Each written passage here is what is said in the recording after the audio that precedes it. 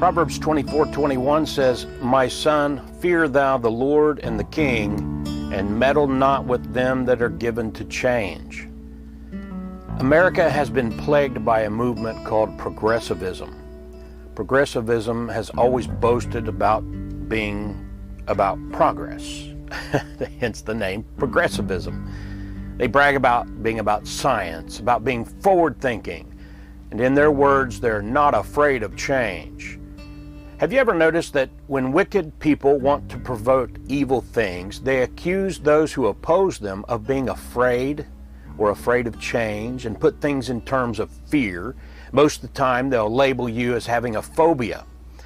That word phobia is defined in various ways, but most agree with Harvard Health Publishing of Harvard Medical, which defines phobia as, quote, "a type of anxiety disorder defined by a persistent, excessive, and irrational fear of a specific object, situation, or activity that poses little or no actual danger," end quote. That's a mouthful, but basically if you oppose Islam and Sharia law, you're labeled as an Islamophobe. But the idea that Islam poses little or no actual danger is contradicted by 1,500 years of human history since Muhammad, the false prophet, started the religion in the first place. And the words of the Quran and Hadith are the foundations of that religion, and they teach that Islam must destroy all other religions and take control of the entire world. In other words, Islamophobia is a lie. And much of the time, the liars labeling the opponents of Islam as Islamophobic are self-identifying progressives. The same is true for those who oppose the sins of Sodom. They're labeled almost always by progressives as having homophobia.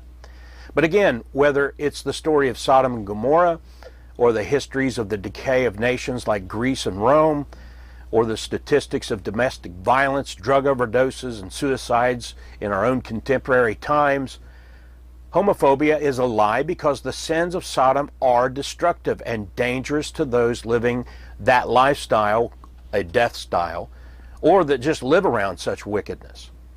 Progressives aren't about progress, they're about humanism, the rejection of God and the deification of man, the rejection of God's law and the adoption of things called situation ethics, or subjective morality, or moral relativism. And so they couch their rejection of the absolutes of God and His Word and His law in terms of change. If it's new, it has to be good. New versions of the Bible, new spirituality, new. It's a very pagan attitude, as Luke wrote in Acts 17:21, saying, "For all the Athenians, who were pagan idolaters, and strangers which were there, spent their time in nothing else but either to tell or to hear some new thing." The progressive presents sin and vice as new and gay, even if God says it's dark and wicked. Isaiah 5:20 says, "Woe unto them that call evil good and good evil, that put darkness for light and light for darkness, that put bitter for sweet and sweet for bitter." That describes progressivism. The progressive calls abortion choice. Gun confiscation is called common sense gun law. The Marxist welfare state is labeled as compassion, and the war on poverty, and so on. Just like Lucifer, the progressive perverts the language and misuses or redefines words that push their wicked agenda. They just talk like Satan. We recently discussed Jeremiah 6:6 in our Jeremiah Open Bible Study for Sunday School, and that text reminds us of this. "Thus saith the Lord, stand ye in the ways, and see and ask for the old paths. Where is the good way? And walk therein, and ye shall find rest for your souls. But they said, we will not walk therein." That's what we're up against.